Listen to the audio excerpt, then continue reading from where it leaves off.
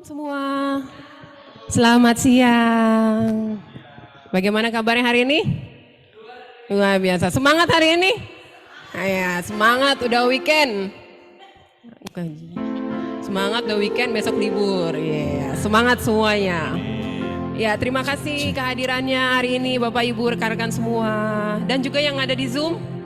Coba bisa dibuka videonya supaya kita bisa mengenal yang ada di Zoom. Bisa ditampilin? Bisa ditampilkan Pak Riki yang ada di Zoom. Kita mau lihat yang ada di Zoom, siapa yang masih tetap setia nih datang join di Zoom untuk mengikuti PDRG hari ini. Yang di ruangan juga penasaran pengen lihat siapa aja sih yang di Zoom nih. Yeah. Halo Pak Ruli, Olivia. Halo. Siapa lagi? Oh, baru ini ya. Kita akan puji Tuhan sambil menunggu teman-temannya yang lain. Ya, kita mau nyanyikan lagu Langit dan Bumi Pujilah Tuhan.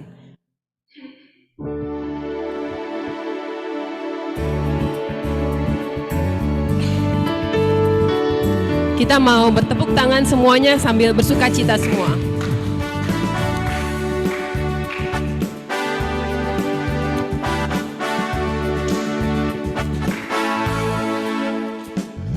Langit dan bumi, pujilah Tuhan, sebab Dia ciptakan semuanya.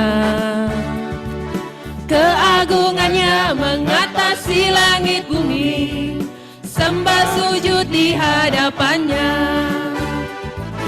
Langit dan bumi, pujilah Tuhan, sebab Dia ciptakan semuanya.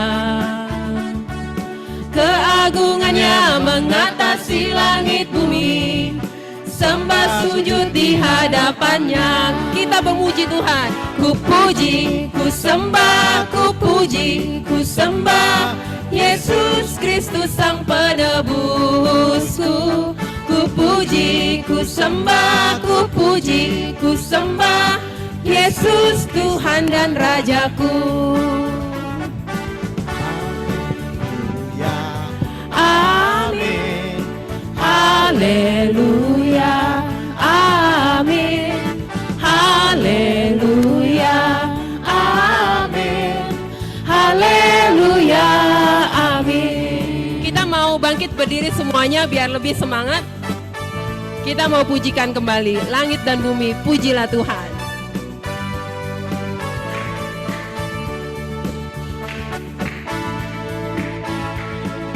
Langit dan bumi, pujilah Tuhan, sebab Dia ciptakan semuanya.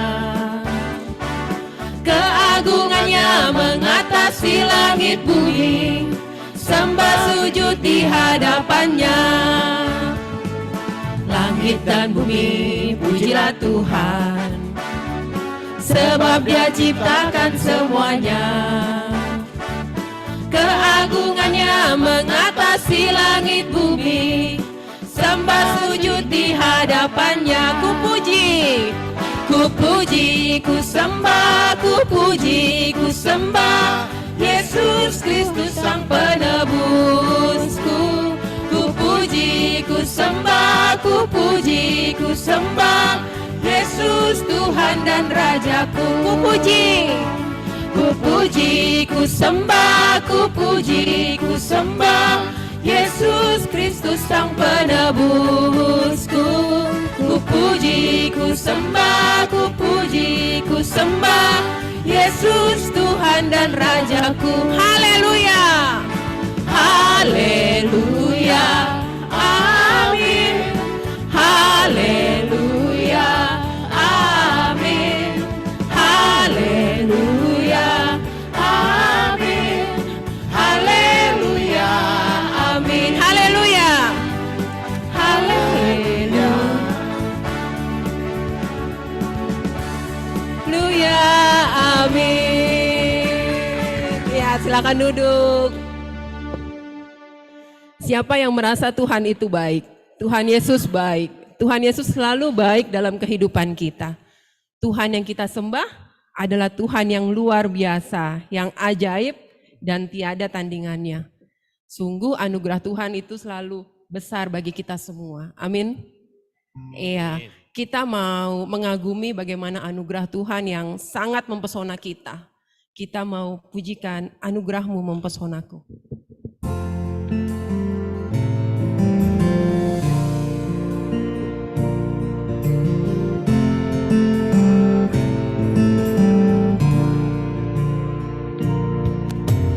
Tuhan, Kau sungguh besar, karya-Mu sungguh ajaib.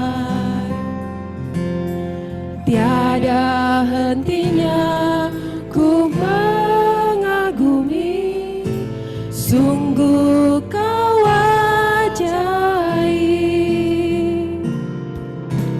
Tuhan, Kau sungguh besar, karya-Mu sungguh ajaib. Tiada hentinya ku mengagumi, sungguh Kau ajaib. Ku mau selalu bersyukur kepadamu, Tuhan. Anugerah-Mu mempesonaku, selalu dan selalu Kau angkat hatiku. Kau membuatku berharga di mata-Mu. Tuhan, Kau sungguh besar. Kau sungguh besar, Karya-Mu sungguh ajaib. Tiada hentinya ku mengagumi, sungguh Kau ajaib. Tuhan, Kau sungguh besar, karya-Mu sungguh ajaib. Tiada hentinya ku mengagumi, sungguh Kau ajaib. Ku mau selalu bersyukur kepadamu, Tuhan. Anugerah-Mu mempesonaku, selalu dan selalu Kau angkat hatiku. Kau membuatku berharga di mata-Mu. Selalu bersyukur kepadamu, Tuhan. Anugerah-Mu mempesonaku, selalu dan selalu Kau angkat hatiku. Kau membuatku berharga di mata-Mu.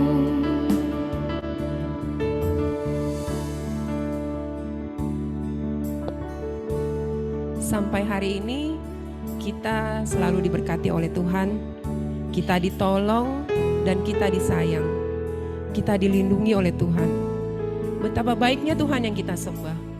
Dia selalu ajaib di setiap perjalanan hidup kita. Biarlah kita tidak hanya mengenal Dia, tetapi lebih dari itu kita mau bersaksi dalam kehidupan kita. Saat ini kita mau mengenal lebih lagi Tuhan kita, dan kita akan masuk untuk mendengarkan firman Tuhan. Kita mau buka hati kita, mata kita.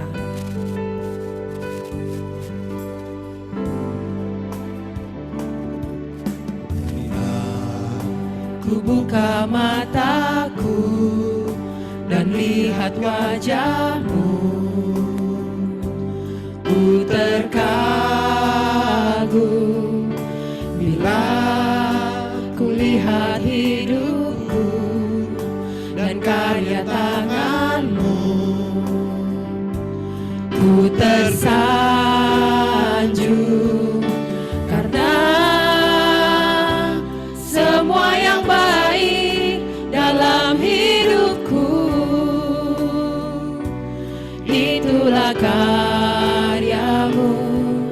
Kau beri kesempatan yang baru dan ku ingin mengenalmu Tuhan lebih dalam dari semua yang ku kenal. Tiada kasih yang melebihimu, ku ada untuk menjadi penyembahmu.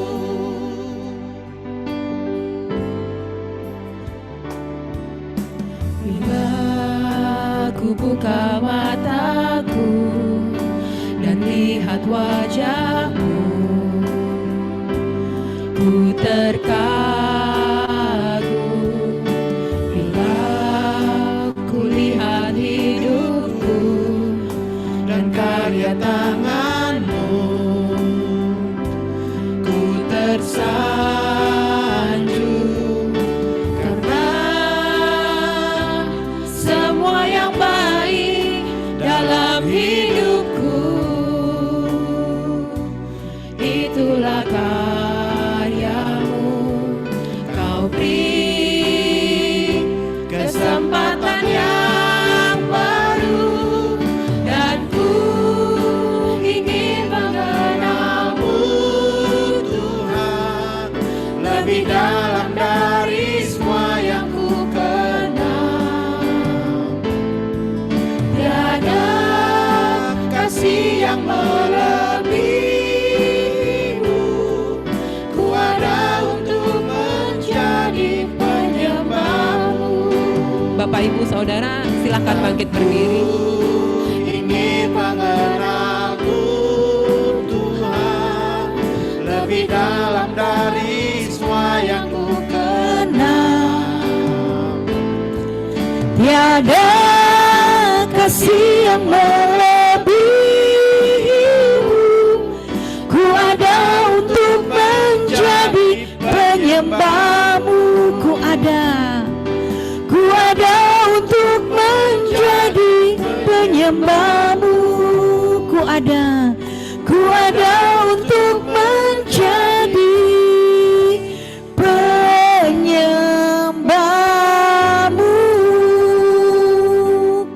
Bapa, kami siap untuk mendengarkan firman-Mu. Urapi hamba-Mu, urapi setiap kami. Biar kebenaran firman-Mu boleh memberikan kami pencerahan, sehingga roh takut akan Tuhan dan roh pertobatan turun atas hidup kami, sehingga kami boleh hidup memuliakan nama-Mu dan menggenapi rencana-Mu. Di dalam nama Tuhan Yesus Kristus, mari kita yang percaya sama-sama katakan amin. Haleluya. Kita beri tepuk tangan dulu ya buat teman-teman kita present worship yang luar biasa. Semangat saudara, Bapak Ibu semuanya, shalom. Bagi yang di onsite maupun yang di Zoom online, kita percaya ya kasih Tuhan tidak memisahkan kita. Amin. Walaupun di online tetap kasih Tuhan dan pekerjaan Roh Kudus boleh kita alami ya di saat kita mendengarkan firman Tuhan. Kuncinya mari kita buka hati kita. Ya, langsung kepada temanya ya Saudara, saya akan bawakan tema tentang kunci berkat dan kehidupan. Ya, kita baca dalam Mazmur 133 ayat 1b. Mari kita baca sama-sama. Sungguh alangkah baiknya dan indahnya apabila saudara-saudara diam bersama dengan rukun, sebab kesanalah Tuhan memerintahkan berkat kehidupan untuk selama-lamanya. Ya, di sini ada satu kunci berkat dan kehidupan.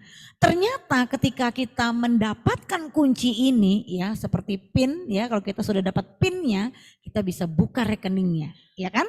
Nah, kita nggak akan mungkin mempercayakan PIN ATM kita kepada sembarang orang. Ya, demikian juga Tuhan. Dia hanya memberikan PIN kunci berkat dan kehidupannya kepada orang-orang yang hidupnya dikatakan apa? Diam bersama dengan rukun. Saudara, siapa di sini yang mau mengalami berkat dan kehidupan dari Tuhan langsung? Ya, ternyata saudara PIN-nya 5 kata. Apa? Rukun. Ya, satu kata ya, rukun. 5 abjad maksud saya ya. Jadi pinnya itu rukun. Kalau saudara mau mengalami berkat dan kehidupan, karena dunia bisa memberikan berkat. Mau apa? Berkat kesehatan. Orang di luar Tuhan ya sama seperti kita kok, bisa sehat, bisa sukses karirnya, bisa tinggi kedudukannya, bisa banyak uangnya. Ya, tapi mereka tidak mendapatkan kehidupan. Betul ya? Tapi hanya kita di dalam Tuhan bisa mendapatkan berkat dan kehidupan, bukan hanya berkat uang, kesehatan, hikmat, anugerah, kasih karunia, tapi kita juga mendapatkan kehidupan yang kekal. Katakan amin. Tapi pin ini hanya diberikan bagi mereka yang mau hidupnya rukun. Ya, jadi menurut saudara rukun itu penting tidak saudara?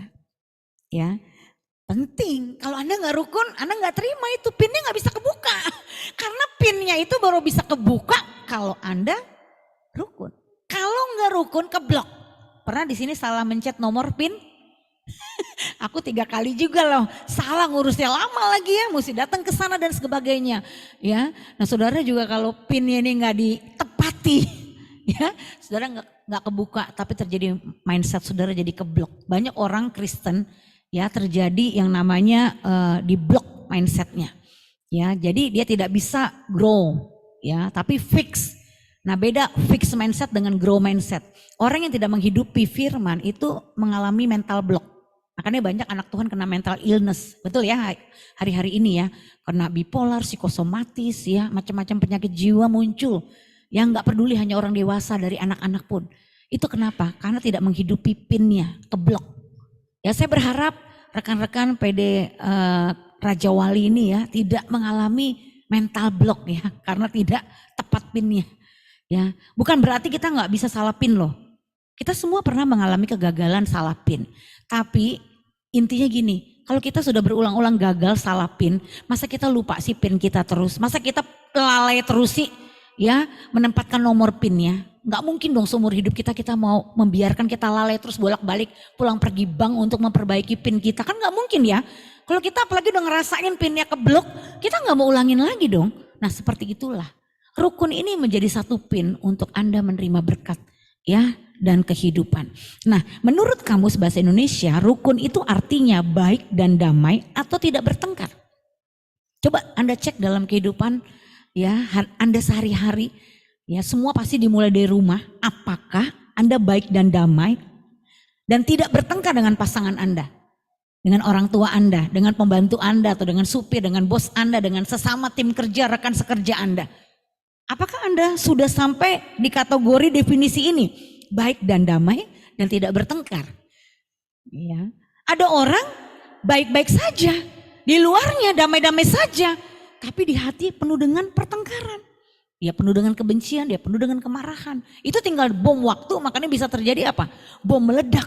Ya, bisa suami bunuh istri, istri bunuh suami, orang tua bunuh anak loh. Ada loh. Anak bunuh orang tua.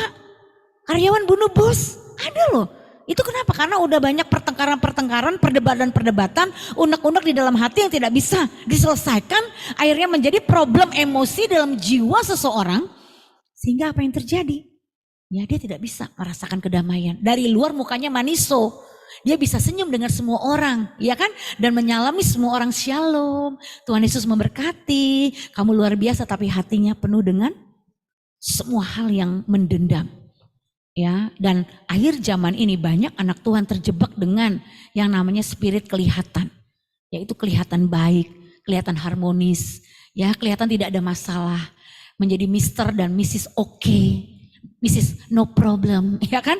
Kalau orang minta maaf ya, dia bilang apa? Gak apa-apa kok, gak apa-apa, gak usah dimasalahin. Ya, Anda termasuk golongan orang begitu gak? Kalau ada minta maaf, jawabnya langsung, gak apa-apa kok, ya kan?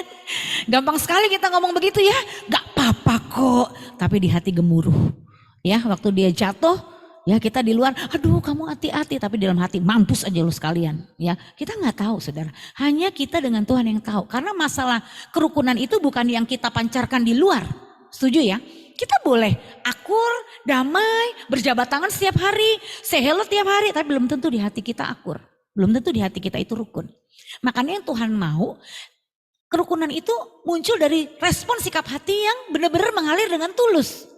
Sampai di sini maksud saya paham Bapak Ibu? Bukan hanya rukun di luarnya loh. Ya, Anda lihat kalau terakhir-terakhir ini kalau di dunia politik ya, di depan orang bisa rukun, di belakang. Ya, dan itu terjadi juga di dalam gereja Tuhan. Di luar bisa terlihat damai, di kehidupan suami istri. Di foto, di sosmed bisa kelihatan mesra, pelok-pelokan, rangkul-rangkulan. Tapi di dalamnya penuh dengan apa? Pertikaian, ya, perselingkuhan, bahkan salah satunya sudah tidak setia mengkhianati. Tapi kalau di dunia luar, di dunia maya, di luar sosmed, di dunia sosmed itu terlihat baik-baik saja. Nah, jangan sampai hidup kita terjebak dengan hal itu. Ya, Saudara. Nah, di sini dikatakan Yakobus 1 ayat 20. Ya, Saudara harus mengerti kalau Saudara mau benar-benar hidup dalam kerukunan, Saudara mesti bebas dengan yang namanya amarah. Ya, Yakobus 1 ayat 20 dikatakan sebab amarah manusia tidak mengerjakan kebenaran di hadapan Allah. Makanya kalau Saudara mau hidup rukun, yang pertama ya Saudara harus mengerti bahwa cepat marah itu bodoh. Katakan cepat marah itu bodoh. Siapa Saudara mau jadi orang bodoh? Enggak mau ya jadi orang bodoh ya. Tapi kalau Saudara cepat marah, Saudara bodoh. Kenapa? Sebab amarah manusia tidak mengerjakan kebenaran di hadapan Tuhan. Saudara mau benar di hadapan manusia atau benar di hadapan Tuhan? Kalau Saudara hidup dalam kepalsuan, Saudara hanya benar di hadapan manusia. Ya, Saudara pencitraan, sok baik, ya, sok tulus, padahal bulus, ya kan? Tapi Saudara tidak berkenan loh di mata Tuhan. Ya, kenapa? Karena marah satu tindakan yang bodoh. Oleh sebab itu di Pengkhotbah 7 ayat 9 dikatakan jangan lekas-lekas marah dalam hati. Karena amarah menetap dalam dada orang yang bodoh. Kalau Saudara simpan kemarahan, Saudara bodoh. Bukan saya ngomong, firman Tuhan yang ngomong. Banyak orang Kristen itu bodoh.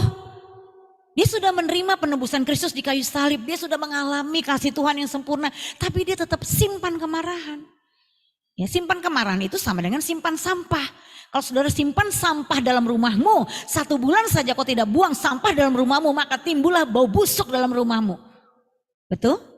Ya, kalau Saudara sudah terbiasa nyium bau sampah, lama-lama bau busuk itu Saudara pandang sebagai bau minyak wangi kali ya. Karena penciuman Saudara udah rusak. Ya, busuk lama-lama kalau dicium kan jadi nggak masalah ya. Coba kalau orang luar yang masuk kecium busuknya. Tapi kalau Saudara sudah hidup di dalam lingkungan yang busuk, Saudara sampai tidak sadar kalau Saudara sudah hidup dalam bau yang busuk. Nah, itulah jebakan iblis. Seringkali kalau kita simpan kemarahan, kita sudah simpan sampah, tapi kita berasa masih wangi aja. Kenapa? Tiap hari mandi physically kita dan kita bisa semprot parfum, betul tidak? Kita semprot parfum sebanyak mungkin. Kita berpikir kita wangi. Ya, padahal dalamnya busuk, Saudara. Nah, hati-hati dengan jebakan Batman ini. Ya, Amsal 20 ayat 3 dikatakan bahwa terhormatlah seseorang jika ia menjauhi perbantahan, tetapi setiap orang bodoh membiarkan amarahnya meledak. Ya, kalau Saudara mau menjadi orang yang terhormat, menjadi berkat, Saudara jangan pernah simpan kemarahan. Amin. Ya, kalau Saudara marah, main ceplos-ceplos aja di sosmed, apa aja dikomenin ya. Udah tahu orang lagi dendam, nyindir-nyindir orang, Saudara nyaut-nyaut. Aduh, Saudara tidak terhormat sekali. Ya, saat Saudara membicarakan kekurangan kelemahan orang lain, sebenarnya Saudara sedang memberitahukan kepada dunia, ini loh saya. Ya, pribadi yang sangat jelek. Kenapa? Definisi orang jelek adalah orang yang suka menceritakan kejelekan orang lain. Kenapa? Karena dia nggak sadar diri dia juga ada jeleknya. Halo? Makanya sesama orang jelek jangan saling menjelekkan. Ya kan? Saudara bisa jelek-jelekin dia, tapi Saudara juga punya kejelekannya kan? Nah, itu yang paling mengerikan Saudara dalam dunia ini, penuh dengan gibah. Ya kan? Penuh dengan gosip, penuh dengan fitnah. Ya, itu mengerikan dan itu terjadi dalam kehidupan kekristenan. Makanya kita harus bertobat. Katakan tobat, tobat, tobat, tobat, tobat. Ya, supaya hidup kita bisa menerima berkat dan kehidupan. Ya, nah 2, kemarahan menuntun kepada kejahatan. Mazmur 37 ayat 8. Ya, berhentilah marah dan tinggalkanlah panas hati itu, jangan marah karena membawa kepada kejahatan. Makanya kisah Kain Saudara ingat ya, Kejadian 4 ayat 6 sampai 7.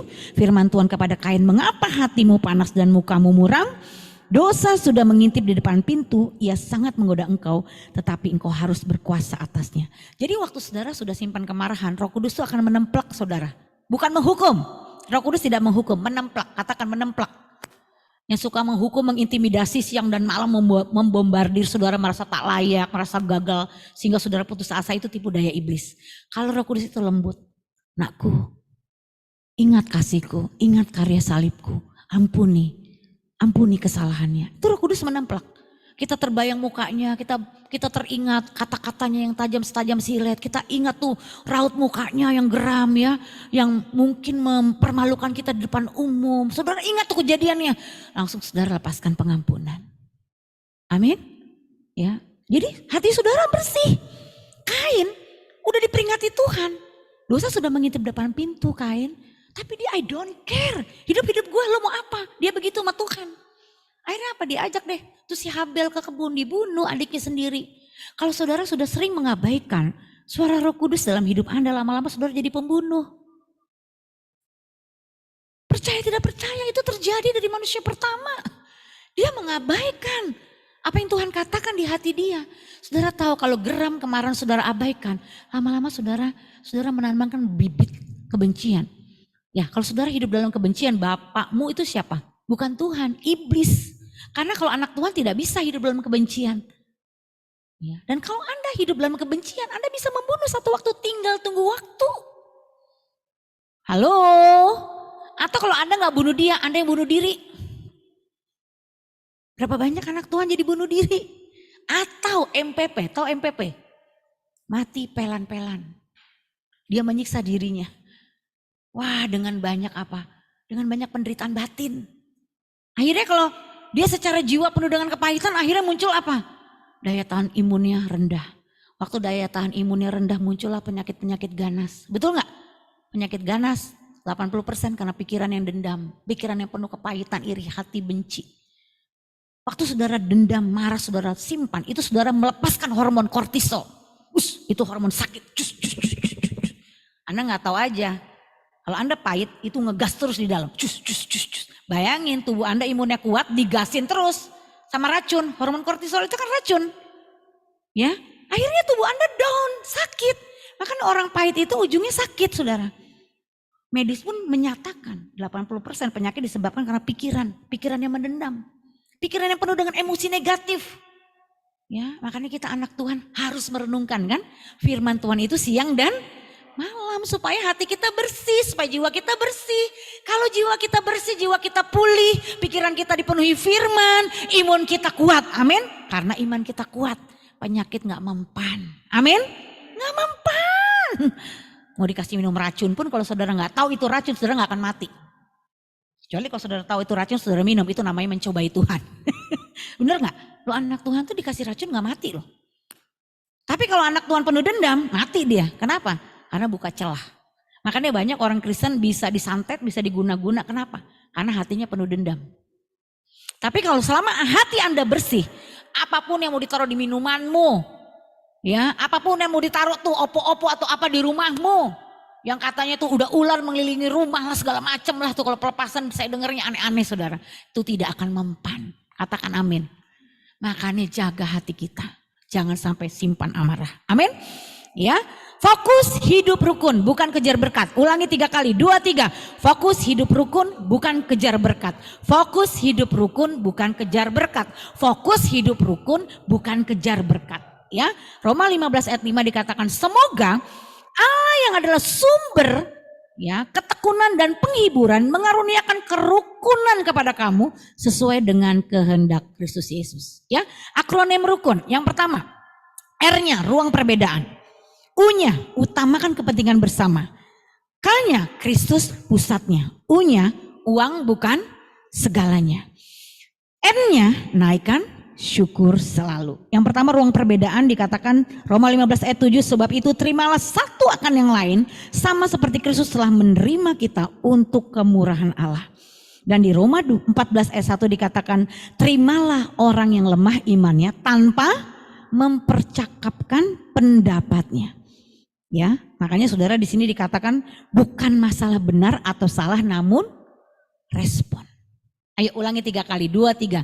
Bukan masalah benar atau salah namun respon. Bukan masalah benar atau salah namun respon. Bukan masalah benar atau salah namun respon. Di saat orang berespon tidak benar, bagaimana Anda belajar tetap berespon benar? Katakan amin. Ya, suami marah-marah Bu Pendeta. Ya bentak-bentak saya. Oke, suamimu berespon salah. Tapi kamu sebagai istri harus tetap belajar berespon benar.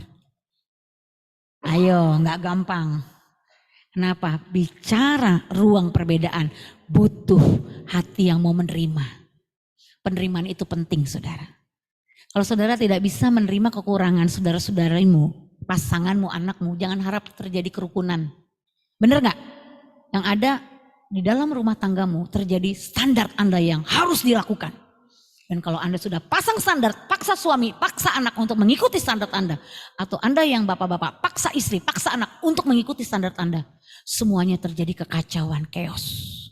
Yang kita harus perlu tanamkan value, nilai-nilai kebenaran di dalam rumah tangga kita. Bukan standar suami, bukan standar istri, bukan standar orang tua, bukan standar anak. Tapi standar Tuhan. Kalau Anda tetapkan standar Tuhan, terjadi saling menerima. Betul tidak? Waktu Anda lihat kekurangan pasanganmu, iya Tuhan, kita lihat pandang Tuhan. Iya standarku masih jauh Tuhan, aku menuntut suamiku. Kan akhirnya jatuhnya jadi sadar diri. Ya kan? Benar gak? Siapa aku menuntut suamiku Tuhan, aku pun juga masih banyak yang harus aku rubah. Saat Anda menuntut orang tua Anda berubah, Anda pandang salib.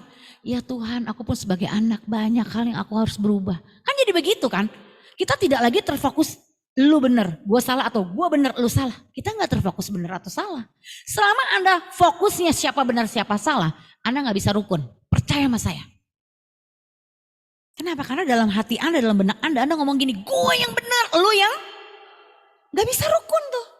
Sekalipun Anda mau belai-belai anak Anda, tapi kalau di hati Anda, ikuti mami. Atau ikuti papi. Dia bisa gak damai sama Anda? Gak bisa. Apalagi anak sekarang jangan harap. Ya, kalau kita nggak pinter-pinter komunikasi dari hati ke hati sama anak, jangan harap dia turutin kita. Sekarang anak saya main game tuh yang umur 15, saya nggak pandang dia main game. Oh, kamu lagi kerja ya? Puji Tuhan, haleluya, karakter kamu tuh hebat. Saya bilang begitu sama dia. Kalau saya tolak dia main game, dia bisa benci saya. Kamu main game apa? Oh begitu ya caranya, mami ajarin dong. Saya bersatu sama dia. Kalau anak saya tuh 1-2 joget-joget nyanyi lagu Korea. Oh kalau saya pendeta. Duniawi banget lu ya. Saya bentak, bisa gak dia damai sama saya? Wah gak bisa. Dia nyanyi lagu Korea joget-joget, gua sama bapak juga ikut. Ya nyanyi-nyanyiin walaupun saya gak suka. Ya. Sempet tuh setiap hari nonton drakor. Saya mau ngomong apa? Kamu di drakor-drakor kedagingan, anak pendeta, ingat ya kamu ya. Bisa kepahitan dia sama saya. Betul tidak? Oh kamu nonton drakor, apa yang kamu pelajari? Value apa? Akhirnya saya bawa ke value kebenaran. Anak saya berdamai dengan saya. Berhenti sendiri tuh kagak pernah nonton lagi. Sampai sini understand maksud saya? Paham? Terima, Anda gak bisa pasang standar Anda loh kepada pasangan Anda dan anak Anda. Siapapun mereka gak bisa ikutin standar Anda. Anda harus kembali ke value-nya yaitu firman. Makanya saudara ada 3M dalam kita membangun hubungan. Untuk kita bisa memberi ruang perbedaan ini yaitu mengenali, menerima, menyesuaikan. Ini adalah kunci terobosan supaya kita bisa hidup rukun.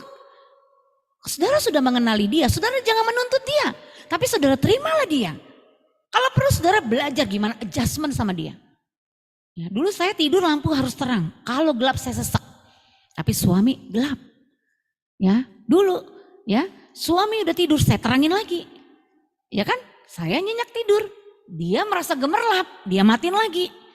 Wah lama-lama bisa stres gak tuh saudara? Lu gelap gue terang. Sekarang saya bisa tidur gelap. Saya bisa adjustment tuh. Malah sekarang saya kalau ada lampu dikit ya kayak mata tuh kayak masih melek gitu loh. Bisa. Dulu saya kalau makan mie harus ke satu tempat. Lagi dia, lo repot aja sih makan mie mesti jarak 1 jam. Di dekat rumah juga banyak mie. Gak bisa, gue mesti mie masa kecil gue.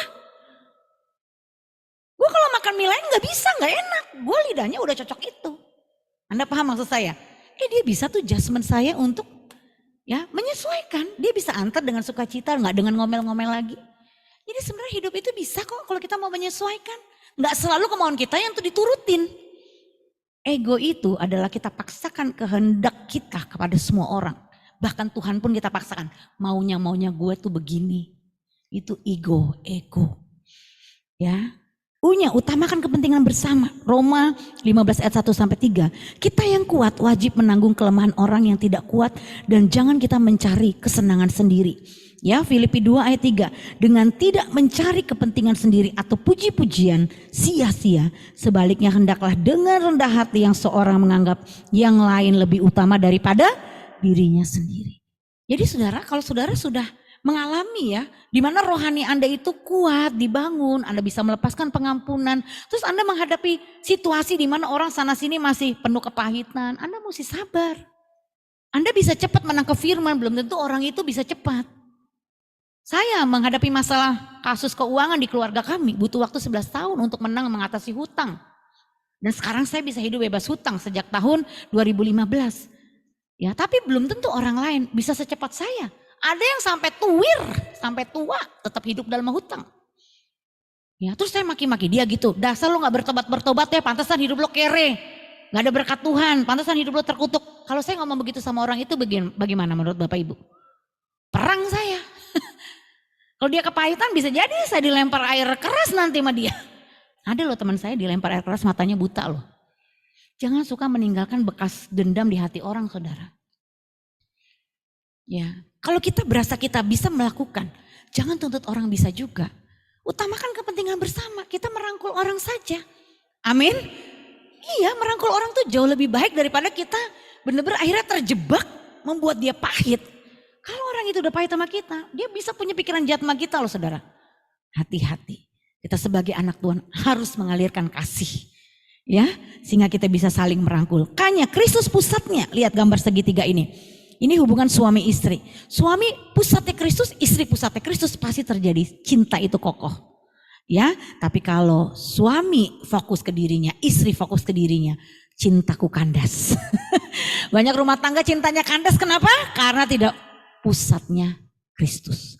Roma 11 ayat 36, sebab segala sesuatu adalah dari Dia dan oleh Dia dan kepada Dia, bagi Dialah kemuliaan sampai selama-lamanya. 1 Korintus 3 ayat 3 sampai 4, karena kamu masih manusia duniawi, jika di antara kamu ada iri hati dan perselisihan, bukankah hal itu menunjukkan bahwa kamu manusia duniawi dan bahwa kamu hidup secara manusiawi? Karena jika yang seorang berkata, aku dari golongan Paulus, dan yang lain berkata, aku dari golongan Apolos, bukankah hal itu menunjukkan bahwa kamu manusia duniawi yang bukan rohani?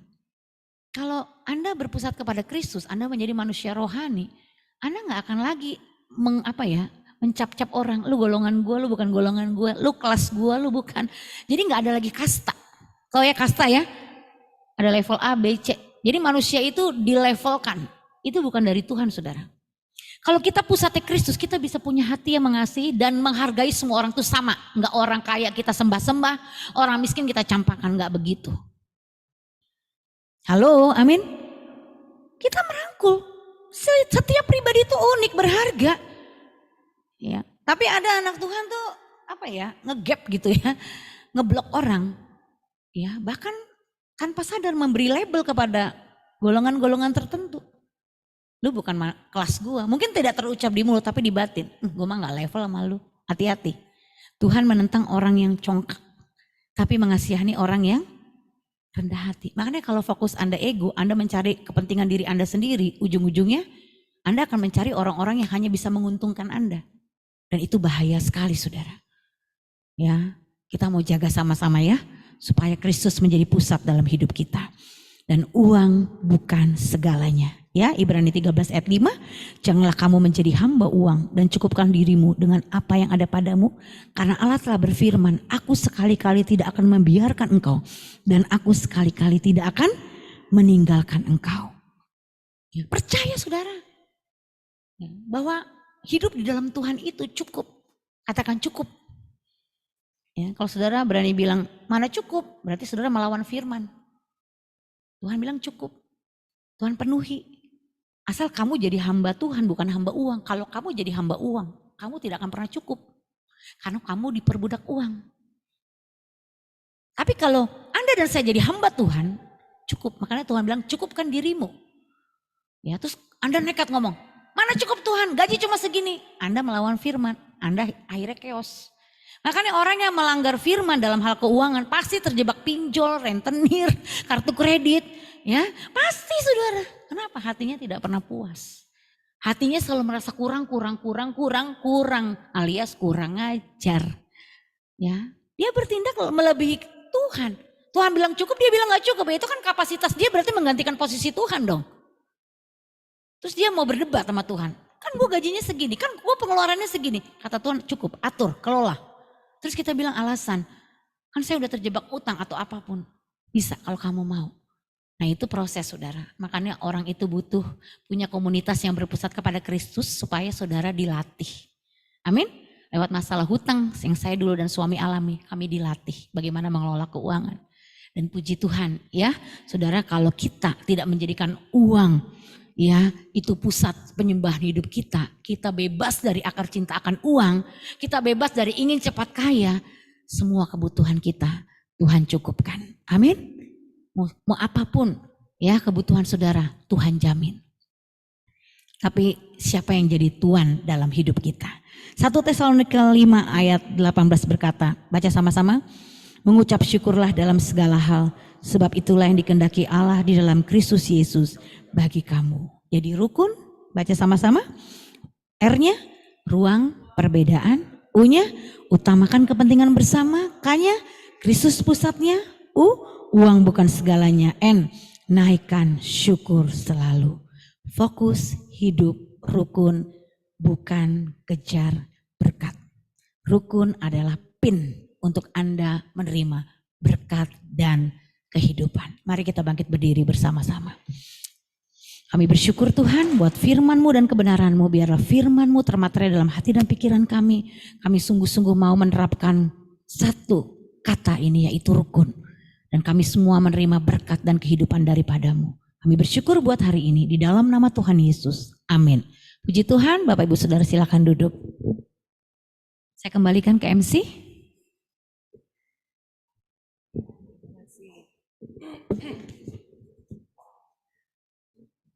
Terima kasih Ibu Pendeta Sandy Sujak. Nah makanya teman-teman harus hidup apa? Rukun, jangan ada yang berantem. Nah untuk selanjutnya pengumuman untuk minggu depan kebaktian hari Jumat 8 Maret akan dilayani oleh Bapak Pendeta Joseph Riri Mase. Untuk persembahan dapat ditransfer ke rekening yang ada yang sudah tertulis di layar atau yang onsite bisa memberikan di kotak persembahan. Terima kasih atas pelayanan Bapak Ibu dan rekan-rekan semua. Untuk Ibu Pendeta Sandy Sujak terima kasih. Untuk Bang Musisi, Bang Jimmy terima kasih. Untuk multimedia Korikinyo terima kasih. Dan untuk singer kita hari ini Bapak Wahyu Barata dan Saudari Edith Malaka. Terima kasih pelayanannya. Tuhan memberkati pelayanan Bapak Ibu dan Saudara semua. Kita mau doa syafaat dan doa berkat. Kita mau bangkit berdiri dan kita pujikan refrennya Mengenalmu.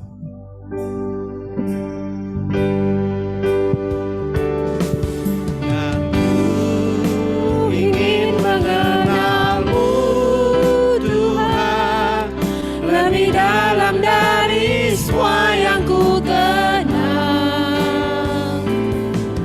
Tiada kasih yang melebihimu, ku ada untuk menjadi penyembahmu. Mari kita satukan hati kita berdoa syafaat. Kami berdoa Bu Raja Wali Group dan semua anak perusahaan di bawahnya, para pemimpin, jajaran manajemen, staf sampai seluruh karyawan, dari yang paling atas sampai yang paling bawah, semuanya memuliakan nama Tuhan. Dan kami berdoa jemaat yang bekerja di luar Raja Wali Group, kami berdoa Tuhan supaya mereka juga boleh berhasil dalam pekerjaan dan usahanya. Tuhan sertai proses pemasaran hotel dan residen Saint Regis dan Raja Wali Place di Office Tower ini, sehingga tempat ini boleh menjadi tempat yang memuliakan nama Tuhan. Kami juga berdoa buat Persekutuan Doa Raja Wali Group PDRG ini Tuhan, seluruh pengurus dan seluruh tim yang ada boleh diberikan hikmat dan kekuatan untuk mengembangkan, untuk melayani dengan hati Tuhan, dengan penuh belas kasihan, sehingga banyak jiwa-jiwa boleh dimenangkan dan bertobat dan mengalami kasih Tuhan. Kami tetap berdoa dan bersyafaat buat bangsa dan negara kami, Bapak Presiden Jokowi bersama seluruh aparat pemerintahan yang ada. Kami percaya bangsa kami penuh dengan aman, damai dan sejahtera. Apapun yang terjadi dalam proses yang sudah kami lakukan pemilu 2024 ini, kami percaya apapun yang terjadi dalam setiap niat-niat setiap orang-orang tertentu yang berniat jahat, Kami berkati orang-orang tersebut. Sehingga pada waktu mereka berniat jahat, mereka mengalami perjumpaan pribadi dengan Tuhan Yesus Kristus. Seperti Paulus di Damsyik, dia berjumpa dengan Yesus. Dan kami berdoa untuk setiap pemimpin-pemimpin kami yang berniat jahat juga mengalami perjumpaan pribadi dengan Tuhan. Hidupnya bertobat, diubahkan Tuhan. Dan hatinya yang keras dilembutkan. Kami berkati pemimpin-pemimpin bangsa kami. Mari Bapak Ibu Saudara, kita angkat kedua tangan kita mau akhiri ibadah kita siang hari ini. Bapak Ibu yang terkasih, Tuhan Yesus Allah yang luar biasa. Dia memberikan berkat dan kehidupannya ketika Anda dan saya hidup di dalam kerukunan. Di tengah badai hidupmu sekalipun, kau akan tetap naik dan bukan turun. Kau akan menjadi kepala bukan menjadi ekor. Apapun yang dikerjakan dengan tanganmu, Tuhan buat hidupmu berhasil dan beruntung. Karena kau telah mendengarkan dan melakukan segenap perintah Allahmu dan melakukannya dengan setia, maka segala berkat turun atas hidupmu, anak cucumu perkasa di bumi, dan angkatan orang benar diberkati. Kami terima berkat damai sejahtera sukacita daripada Roh Kudus mulai hari ini sampai kedatangan Tuhan Yesus yang kedua kali. Mari kita yang percaya sama-sama katakan amin. Tuhan Yesus memberkati. Bapa, terima kasih. Bapa, terima kasih. Bapa di dalam surga, ku berterima kasih. Amin.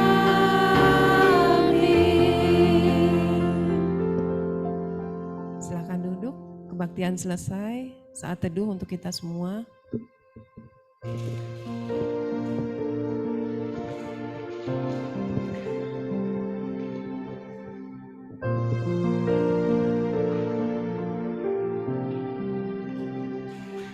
Ya, terima kasih Bapak Ibu kehadirannya.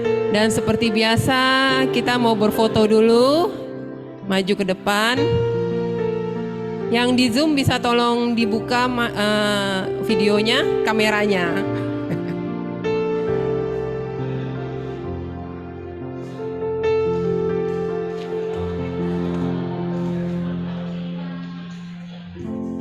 Pak Ruli bisa minta tolong untuk yang di... Terima kasih. Yang Pak Ruli bisa minta tolong ya buat yang di Zoom.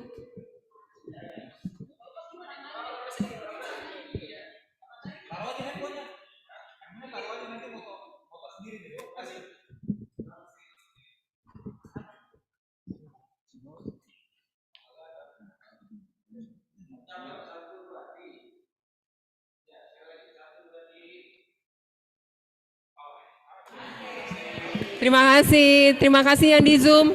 Sampai ketemu lagi minggu depan. Tuhan Yesus memberkati.